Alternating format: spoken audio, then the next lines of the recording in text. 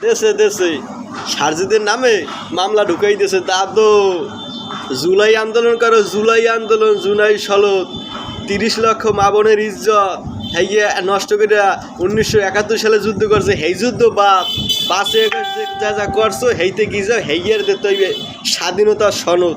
আর শহীদেরা যে মুক্তিযুদ্ধ করছে হ্যাঁ সব বাপ। দাদু ঢুকাই দিয়েছে, মামলা ঢুকাই দিয়েছে। গাজীপুরে মামলা হয়েছে কালকু।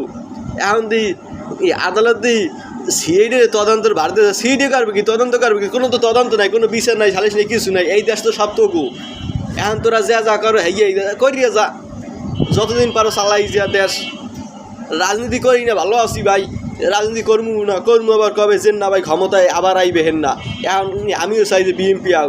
আর তোরা যা করতে আসো দাদু দেশে ধান্দাই দেশে তোমার না মামলা দাদু। তোমার দাদু সামনে আরও বিপদ আছে দাদু। ভালো হয়ে যাও, ভালো হয়ে যাও, দেশ ভালো করে চালাও।